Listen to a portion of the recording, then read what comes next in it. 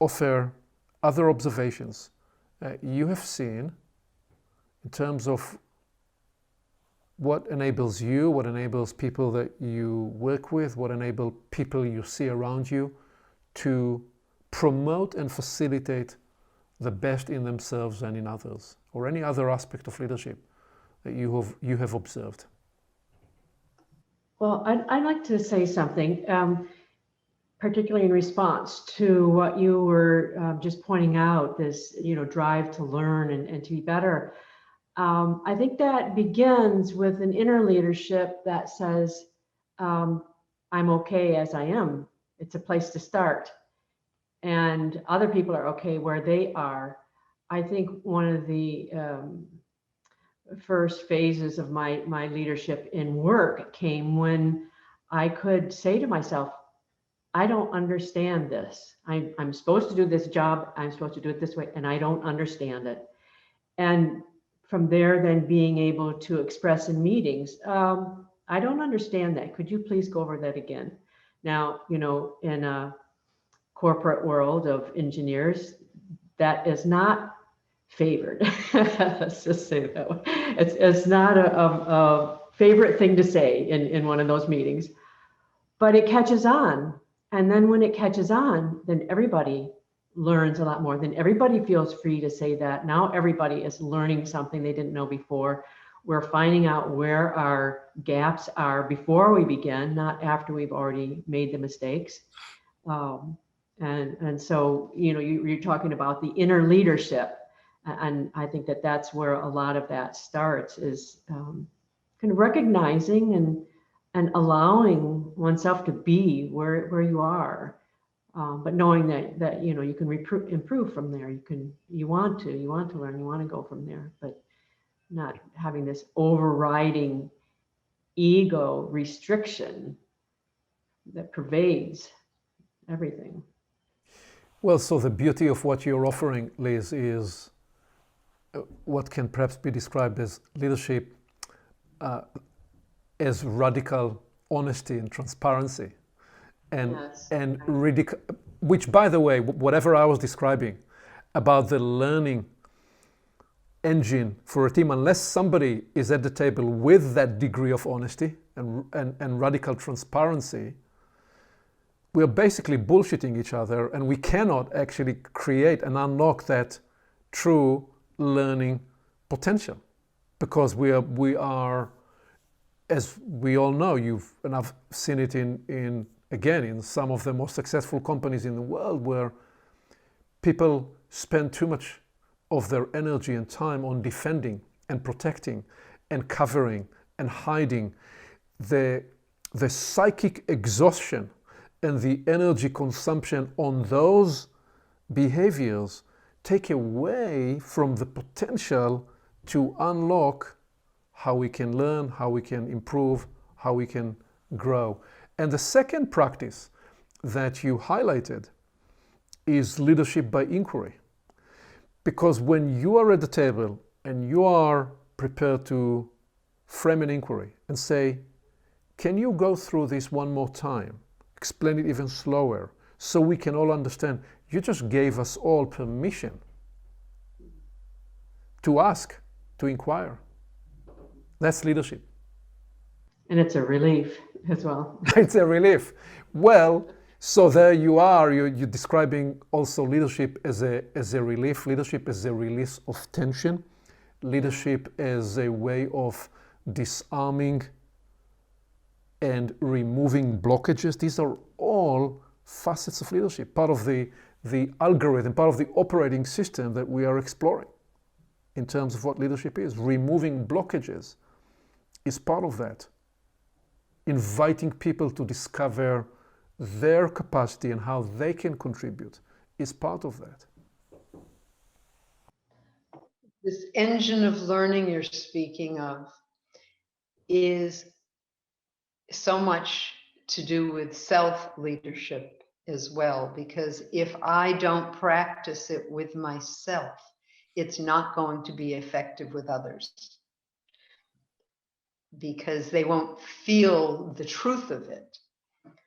So looking at that, it's each day, as you were saying, each day before going to bed, then again when waking up, what went well, what was optimal, what was suboptimal, where can corrections be made?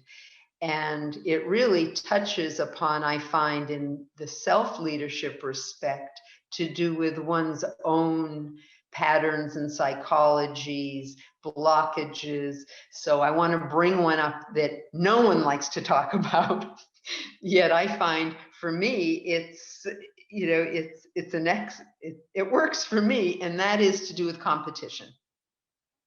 Because what we're speaking about can't happen if I'm competing because I don't have that sense of self-worth, or I don't have the confidence, or I feel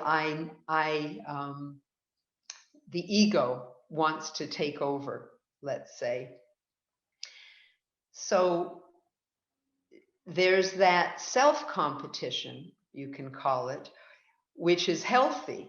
That's where the learning happens. That's where the explorations happens. That's where I can say, oh, Aviv, I made a mistake, or I can apologize for something I did that really isn't the standard I'd want to uphold.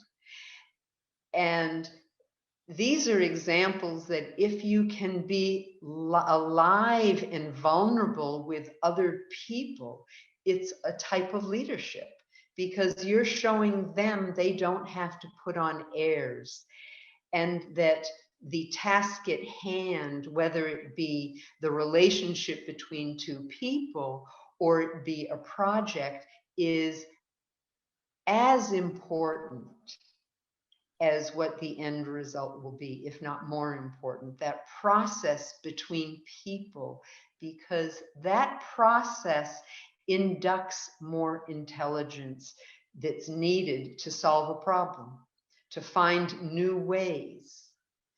With your comment about competition, because some people will say, well, hold on a minute, I do well and I thrive best when actually there is a competitive environment. And I often would think about Michael Phelps putting in his room on the wall the picture of his competitor, Ryan Lochte, as a way to continue to excel.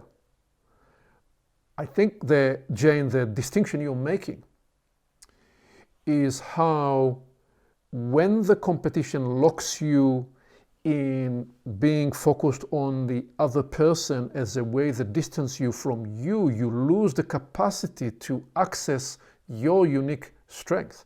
Because ultimately, even in a competitive environment in the sports arena, how we bring up the best in each other is we will look at each other, we will learn, we will even compete.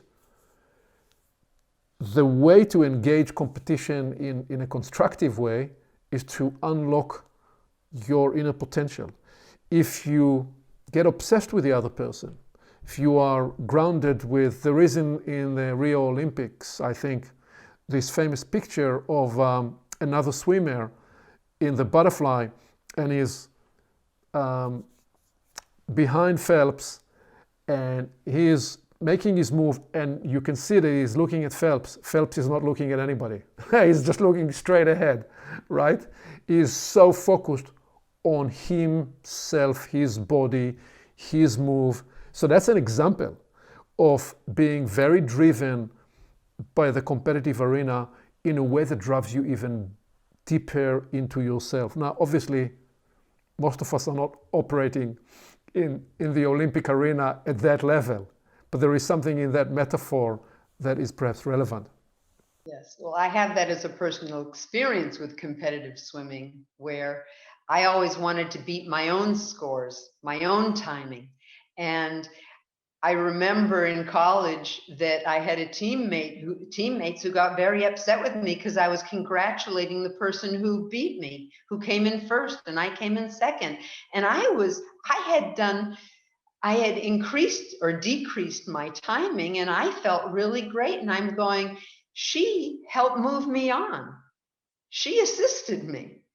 And, that's a whole other way of looking at it, but it's always about ourselves.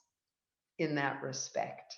And that sense of wanting to engage with people who will think out of the box, who will take something and try to look at it from all angles, because it stretches you, which is part of that self-development. And it's a healthy, you can say, competition with being with people who are brighter than you. Indeed. The greatest way to accelerate one's learning is to place yourself with people who have experience you're seeking. Yes. Well, to add to this discussion about competition is that it's directly opposed to collaboration. If there's competition, it's unlikely that in a team that there's going to be collaboration. And you know, when we're speaking about leadership, we're speaking about, yes, we're speaking about our own self leadership, but we're speaking about other people. So we do need to find the type of competition where we work to improve our own scores, but also not with each other in the way that we're going to shut down the collaboration that's possible. Okay, so we do have here a nuanced conversation, interesting, about collaboration and competition, and whether there are indeed a polarity, or whether there is a way to integrate competition as part of the sports of collaboration. And we don't need to resolve the conundrum. We can live into that inquiry and explore whether we have been in circumstances and experiences where part of the competitive spirit is an encouragement for you to bring forward your best, as Jane was describing in the swimming arena. These are different scenarios, because swimming in this case is a solo sport unless you do the relay, and then there are the basketball is or the soccer would be a team sport. But well, I was saying that competition is good. There's nothing wrong with it. It's the word suggests petition to be better, to find what I can do better.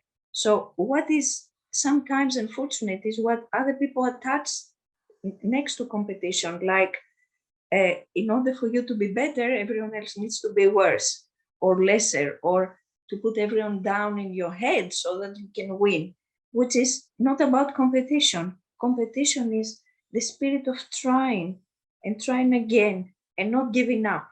So the implicit in the big point you're making is in this idea of competition, the petition for us as a community of people to become better, is that when we look at it purely in the sense of the one winner and the 19 losers, then that's where we get in our minds and in the way we deal with each other all wound up about you lost, rather than the win opportunity for everybody through the effort that was promoted in us.